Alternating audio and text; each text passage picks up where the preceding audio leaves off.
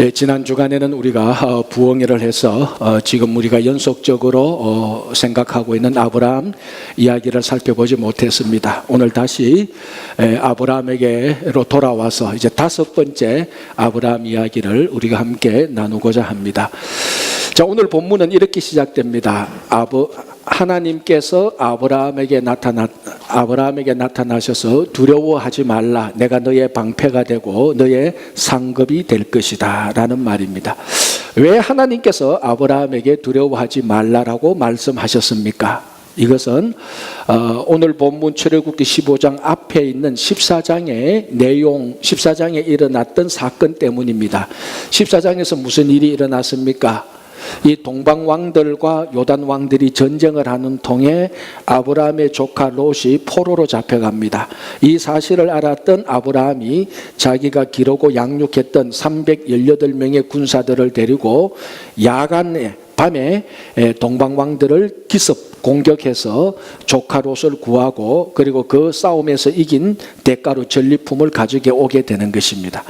이렇게 해서 아브라함은 승리를 했지만은 이 어떤 싸움, 전투 이런 것들이 여기서 깨끗하게 끝나고 뒷감당이 없으면 괜찮은데 이게 여러분 한번 생각해 보십시오. 동방 왕들이 그 당시 4명의 왕들이 연합한 왕들의 연합체입니다.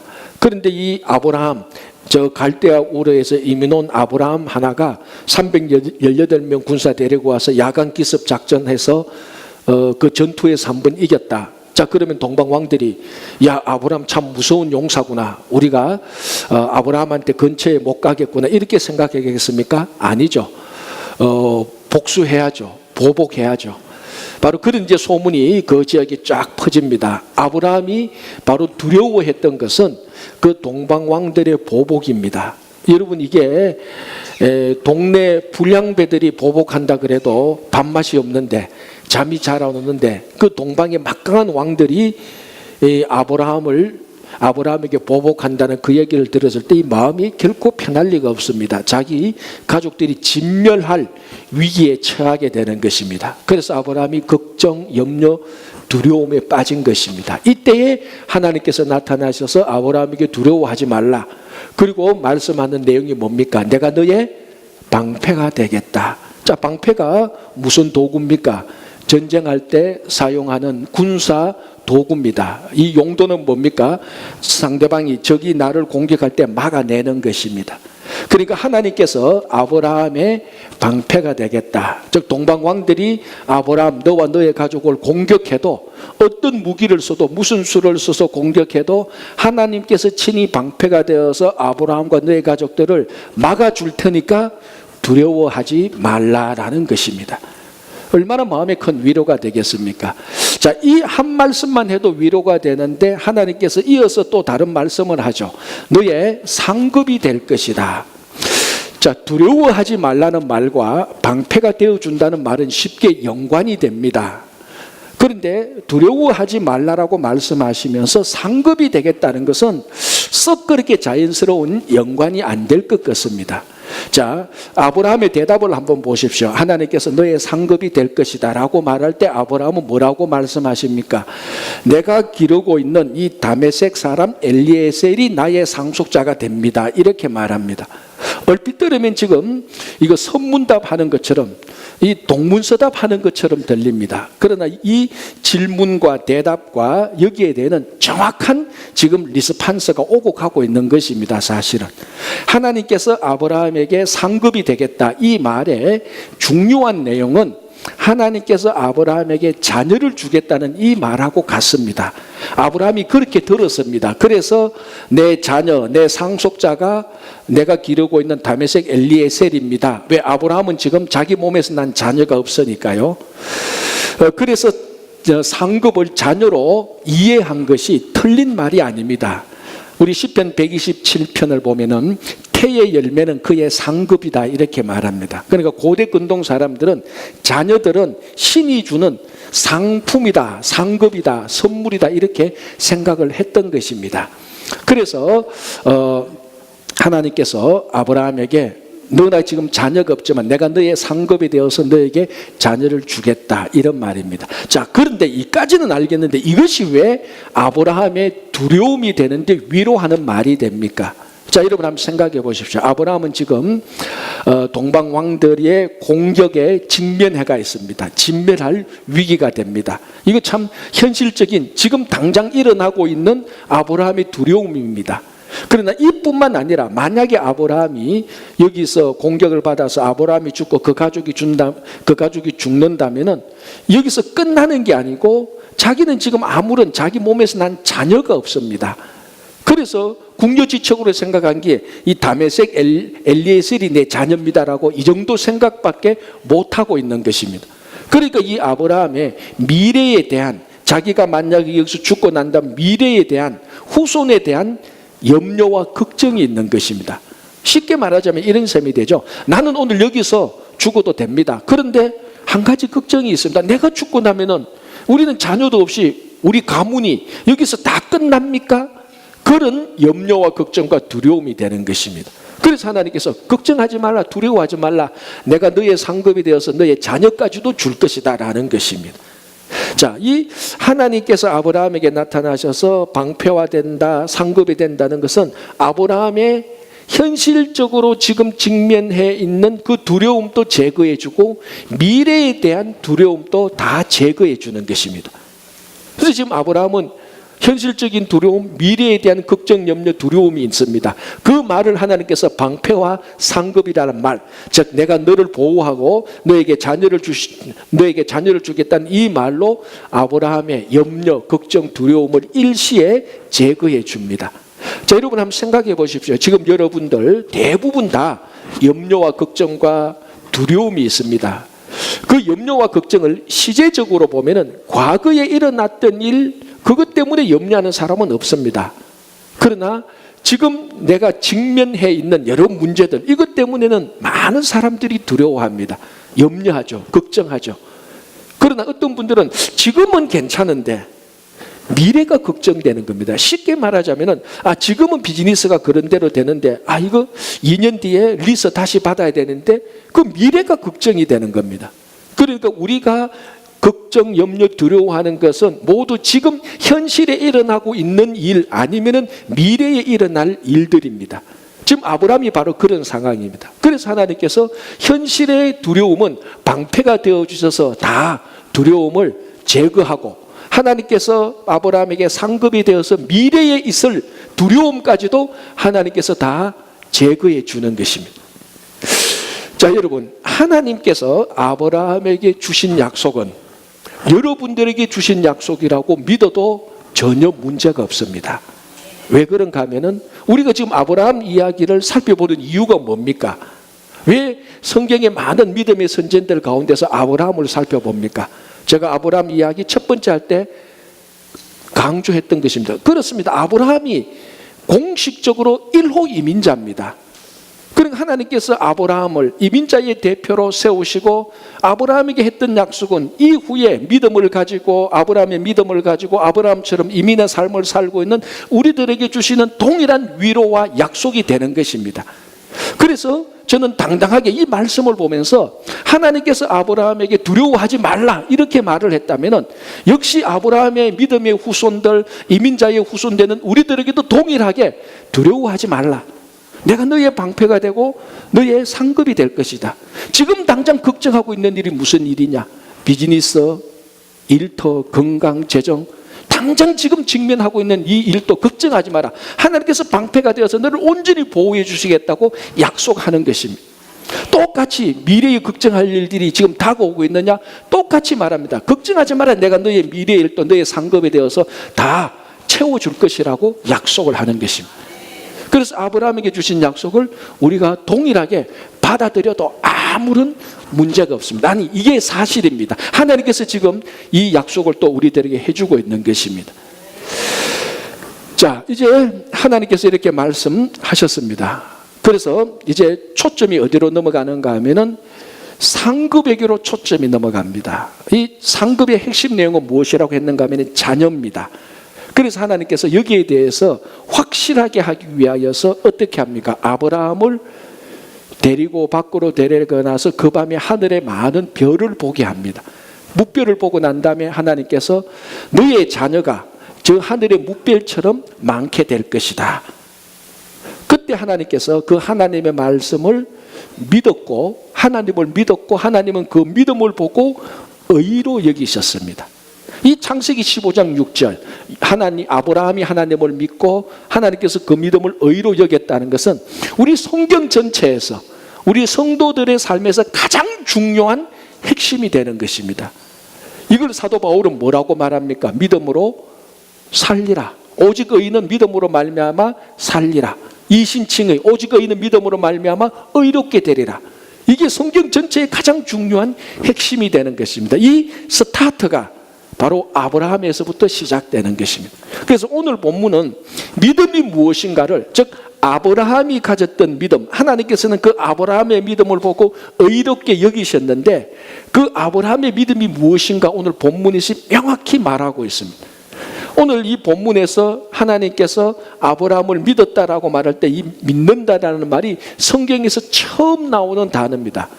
물론 아브라함은 이전에 하나님을 믿었습니다. 그 믿음의 행위를 보여주었습니다. 그러나 그때 믿는다라는 말은 나타나지 않았습니다. 이 단어는 나타나지 않았는데 오늘 처음으로 나타납니다.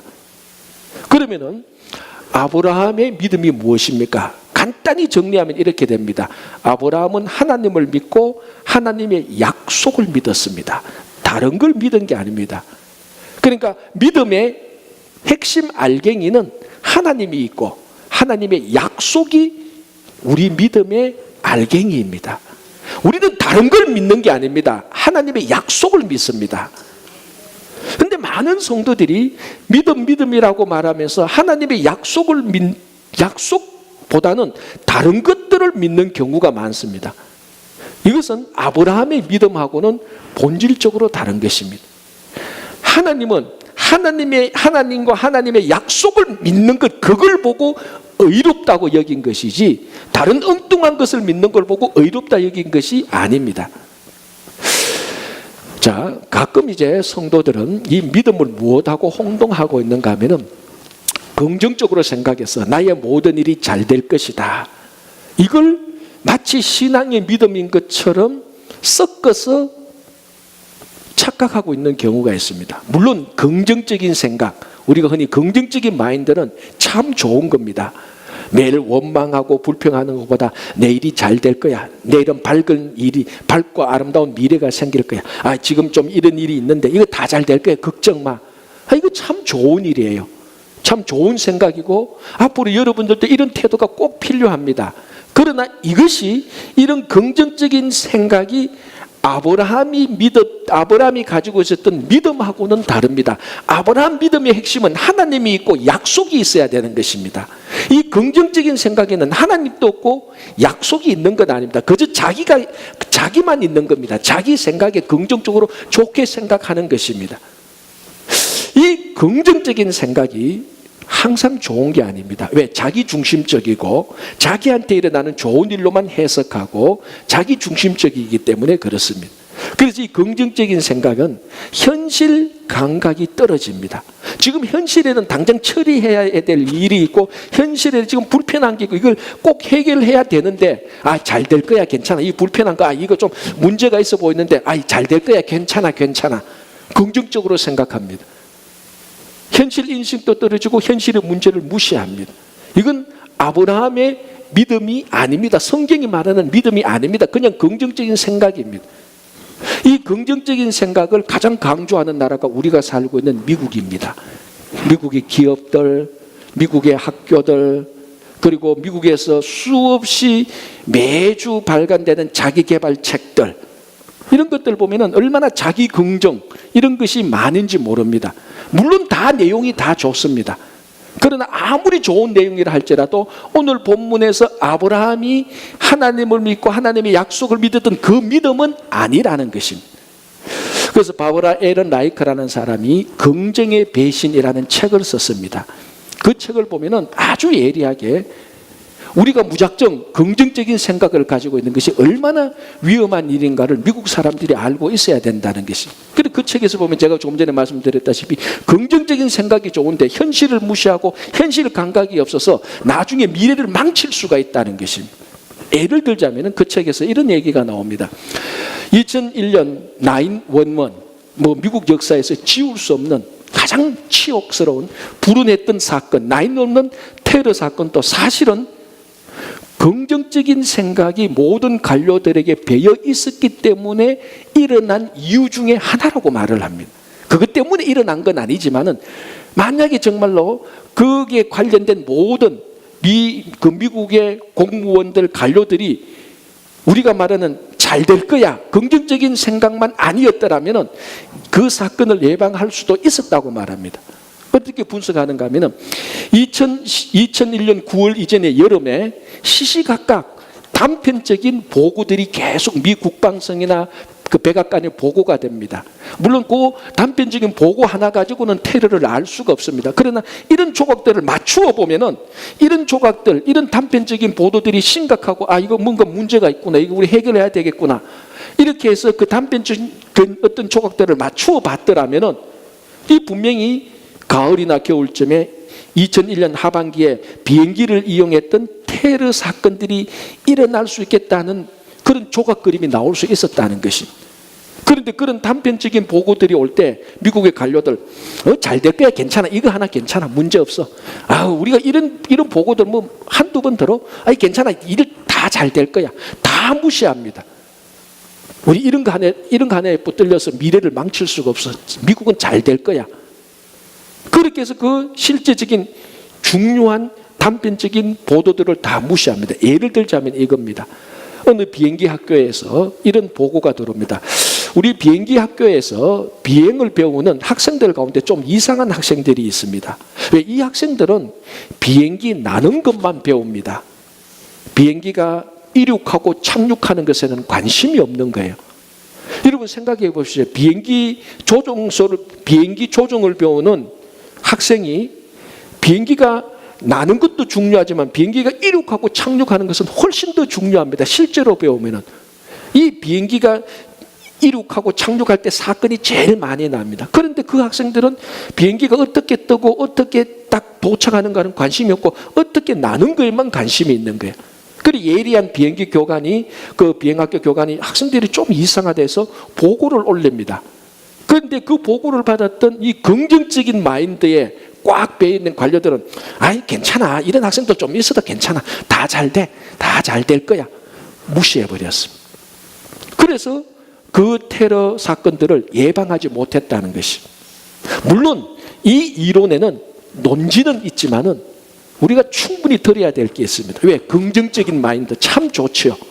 그러나 이 긍정적인 마인드는 현실을 무시하고 현실의 문제들을 다 무시해버리기 때문에 미래에 정말 문제가 닥쳤을 때는 해결하지 못합니다.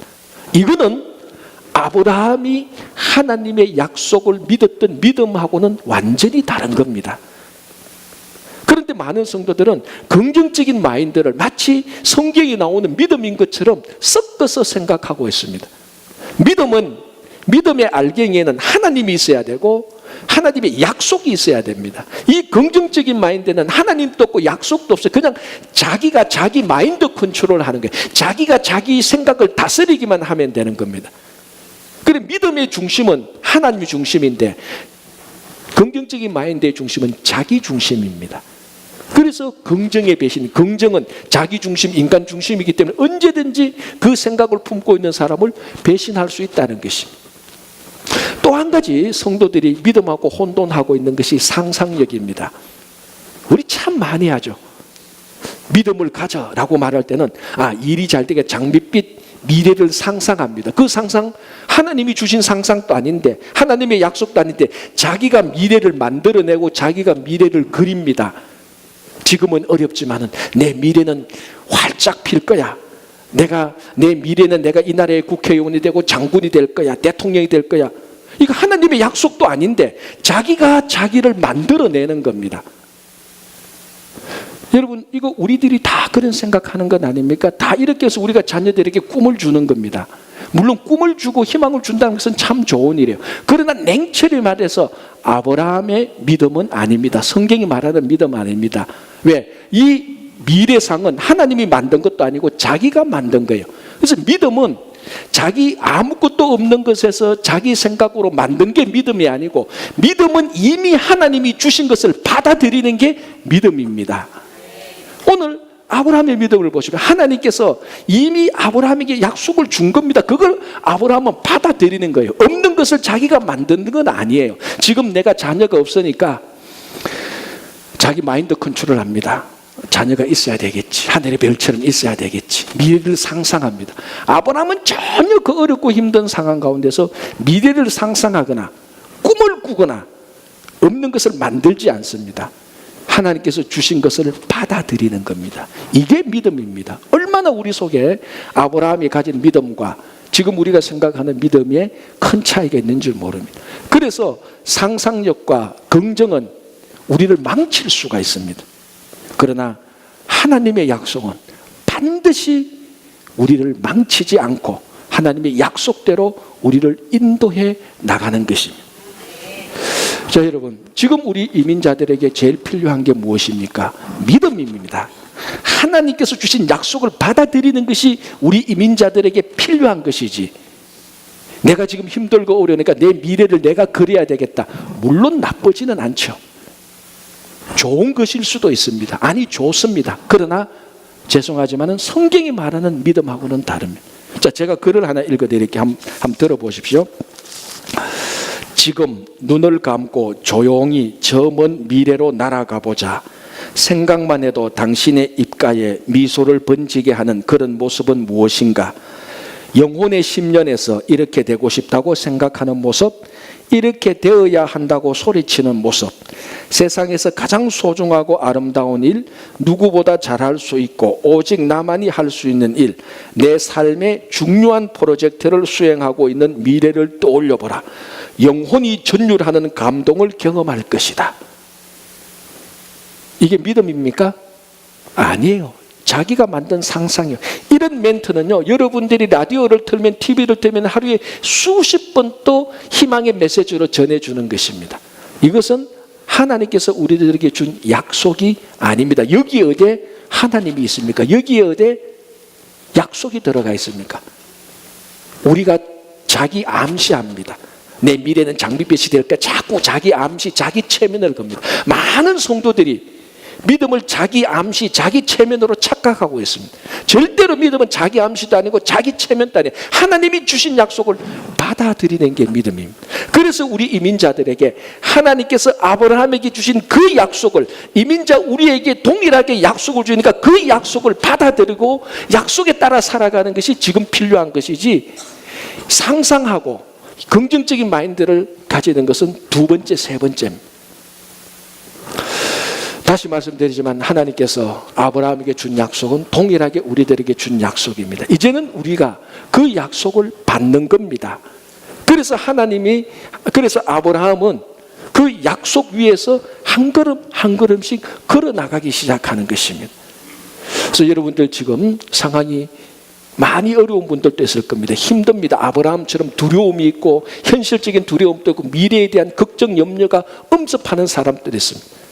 자기 체면, 자기 암시가 필요한 거. 이름에도 불구하고 내가 처음 이민 올 때 하나님께서 내게 주신 그 약속, 아브라함이 주신 그 약속, 다시 그것을 우리가 끄집어내어서 그 약속을 붙들고 나가는 것, 그게 지금 우리들에게 필요한 믿음이 되는 것입니다. 자, 하나님께서는 이렇게 상급으로 자녀를 주겠다라고 말씀하시고, 또 한 가지 더 패키지로 나오는 하나님의 약속이 있습니다. 자녀 다음에 아브라함에게 동일하게 준 상급의 패키지가 뭡니까? 그건 땅이죠. 이건 이미 앞에서도 두 번이나 나온 것입니다. 하나님께서 갈대아 우르를 떠날 때 하나님께서 하늘의 별처럼 바다의 모래처럼 내 자손을 많게 할 것이다 라고, 그 다음에 보면 또 땅을 줄 것이라고 말을 했습니다. 앞에서 자기 조카 롯이 소돔을 떠나갈 때에 하나님께서 또다시 아브라함에게 하늘의 별처럼 많은 자손을 주겠고 네가 지금 둘러보건 이 모든 땅을 너에게 줄 것이라고 말했습니다. 그래서 하나님께서 아브라함에게 준 약속의 내용은 패키지인데 하나는 후손이고 하나는 땅입니다. 그래서 오늘 또 역시 똑같이 그 패키지가 또 나오는 겁니다. 상급으로 후손을 주겠다, 하늘의 별처럼 후손을 주겠다라고 말하고 땅에 대한 약속을 주는 것입니다. 이게 지금 세 번째거든요. 그 세 번째 하나님의 약속을 듣는 아브라함은 또 이렇게 말합니다. 세 번째 들어서도 보증을 해달라 그럽니다. 하나님 내게 땅을 주시겠다, 하나님 내게 땅을 주시겠다고 하시는데 무엇으로 땅을 내가 받을 것인지 보증을 해달라 이렇게 말합니다. 여러분 위로가 되지요. 아브라함도요 패키지로 주는 그 후손과 땅 앞에서도 얘기했고 갈대아 우르를 떠날 때 얘기했고 자기 조카 롯이 소돔을 떠날 때도 얘기했고 이미 두 번 다 확실하게 듣는데 또 얘기할 때 보증을 주세요라고 말합니다. 하나님은 아브라함의 연약함을 압니다. 하나님께서 그래서 또 땅에 대한 약속의 보증을 달라 그럴 때 하나님께서 아유 이 아브라함 세 번째인데 이런 말씀 안 하시는 거예요. 아무 말씀 안 하시고 그 보증으로 무엇을 주십니까? 언약식을 체결합니다. 앞에 갈대아 우르를 떠날 때 조카 롯이 소돔으로 갈 때 그때는 언약식을 체결하지 않습니다. 아브라함이 보증을 달라고 말하니까 하나님께서 언약을 체결해서 보증을 주는 것입니다. 마찬가지입니다. 하나님께서 우리에게 주신 언약의 보증이 무엇입니까? 성령께서 우리를 인치셔서 보증해 주는 것입니다. 그래서 우리가 예수 그리스도를 믿을 때 성령께서 우리와 함께 하셔서 우리에게 하늘나라에 대한 보증을 해주는 겁니다. 우리 미래에 대한 하나님 약속에 대한 보증을 해주는 겁니다. 이 보증의 가장 쉬운 설명은 뭡니까? 집 살 때 다운페이 하는 거하고 똑같아요. 성령께서 우리에게 성령으로 보증해 주셔서 하늘나라에 대한 약속을 분명하게 해주는 것입니다. 그래서 성령께서 우리를 보증해 주셨듯이 하나님께서 그 언약을 통하여서 이제 아브라함에게 그 땅에 대한 보증을 해줍니다. 그런데 이 언약에 대해서 우리가 좀 알아야 됩니다. 자, 오늘 본문에도 잘 설명하고 있듯이 제가 다시 한 번 더 요약해 보겠습니다. 내용이 어떻게 됩니까? 그 당시 언약은 짐승을 가지고 와서 짐승을 반으로 쫙 쪼갭니다. 그래서 오늘 또 보면 뭐 암염소, 암양, 암송아지 세 종류의 짐승을 와서 물론 산비둘기도 가져왔지만 쪼개지는 않습니다. 이 세 종류의 짐승을 반으로 쫙 쪼개서 반으로 딱 나눠 놓습니다. 그리고 약속의 당사자 두 사람 또는 약속의 당사자가 된 두 국가의 대표들이 두 사람이 그 쪼개진 그 길로 걸어갑니다. 다 걸어가면은 약속이 체결되는 것입니다. 이 의미가 무엇인가 하면은 너하고 나하고 이 짐승 사이로 걸어갔으니까 너나 나나 약속을 지키지 않는 사람은 이 짐승처럼 쪼개어져서 죽게 될 것이라는 것입니다. 이게 사실은 무시무시한 약속이 되는 것입니다. 뭐 우리가 약속 하나 안 지키면 뭐 몇 배 배상하라 이 정도가 아니고 너 약속 안 지키면은 또 내가 약속을 안 지키면은 이 쪼개진 짐승처럼 우리가 쪼개져서 죽을 것이라는 어마어마한 약속입니다. 이 약속을 지키겠습니까? 안 지키겠습니까? 지키죠. 왜냐하면 자기가 쪼개져서 죽을 판인데 약속을 지켜야죠. 하나님께서 아브라함에게 땅을 주시는 보증으로서 이런 약속을 체결해 버리는 것입니다. 이게 지켜지겠습니까? 안 지켜지겠습니까? 지켜지는 것이죠. 이 약속은 보증이 되겠습니까? 안 되겠습니까? 확실한 보증이 되는 거예요. 그러나 진짜 보증은 이 약속이 무서워서 보증이 되기보다는 이 약속 속에 담겨져 있는 이 언약 체결식 속에 담겨져 있는 하나님의 놀라운 사랑 때문에 보증이 되는 것입니다. 여기에 왜 하나님의 놀라운 사랑이 있는가 하면요. 자, 12절을 한번 보시기 바랍니다. 15장 12절 이렇게 되어 있습니다. 제가 읽어드리고 간략하게 설명할게요. 앞부분에 이렇게 되어 있습니다. 해질 때에 아브라함에게 깊은 잠이 임하고, 자, 요때가 어떤가 하면은 이제 짐승을 반으로 딱 쪼개었습니다. 이제 하나님하고 아브라함이 짐승 사이를 걸어가야 됩니다. 그런데 해가 지니까 아브라함이 깊은 잠에 빠져버립니다. 아니 지금 약속해야 되는데 체결식을 하고 이 사이로 걸어가야 되는데 아브라함이 해질 때 깊은 잠에 빠져버립니다. 이해됩니까 여러분? 이게 지금 이해 안 되잖아요. 자기가 보증을 달라고 그래놓고 땅에 대한 약속에 대한 보증을 달라고 그래놓고 하나님께서 보증으로 언약 체결식을 하려고 그랬는데 깊은 잠에 빠졌다? 잘 이해가 안 되는 거예요. 자, 17절을 한번 보시기 바랍니다. 이렇게 되어 있습니다.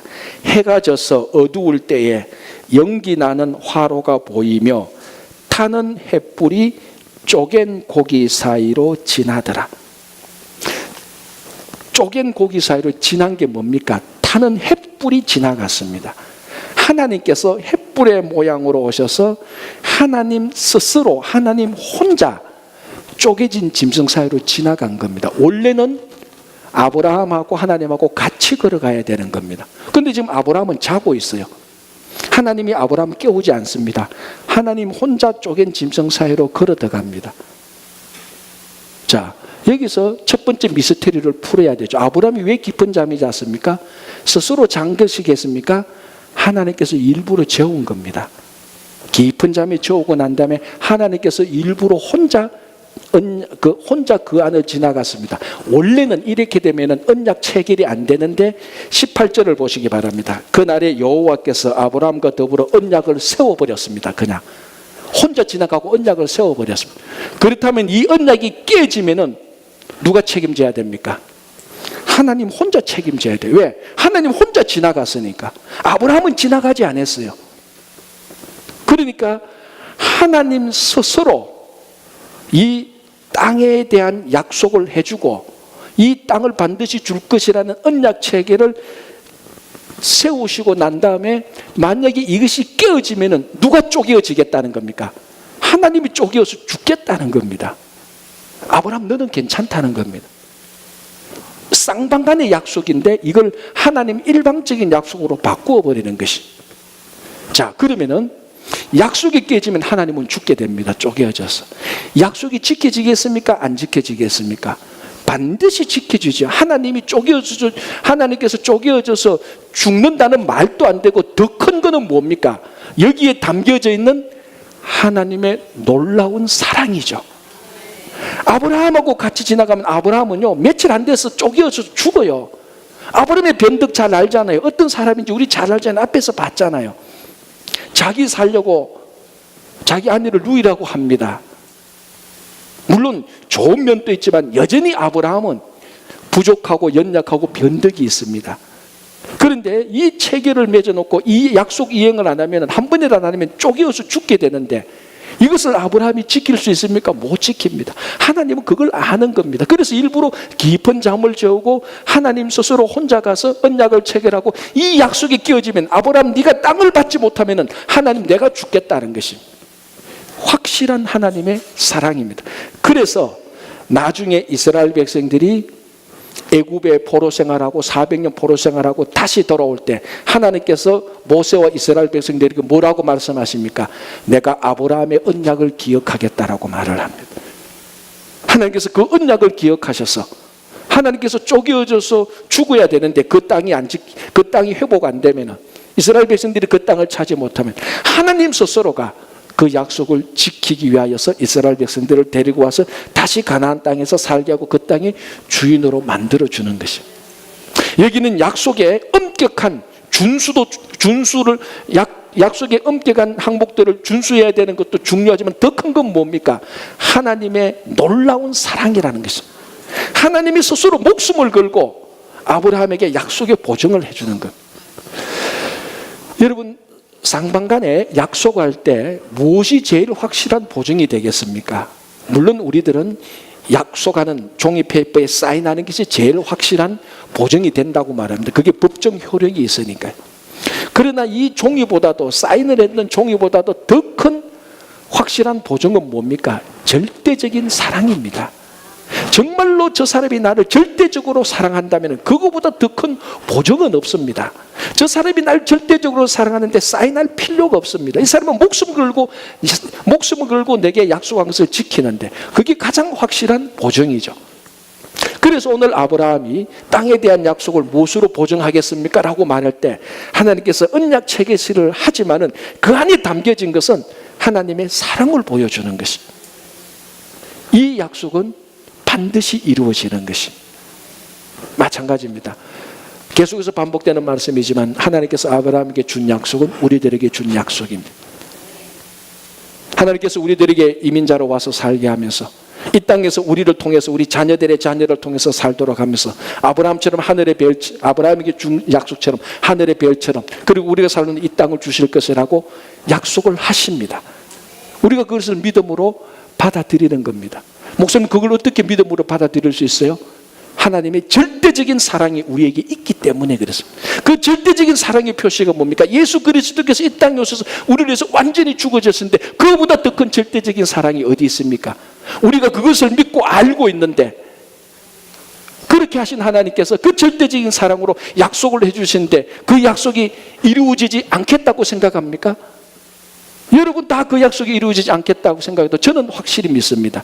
자기 아들을 사랑의 표시로 십자가에 달려 돌아가게 하신 그 하나님께서 이민자에게 주신 그 약속을 이루지 않으실 것 같습니까? 반드시 이루어질 것입니다.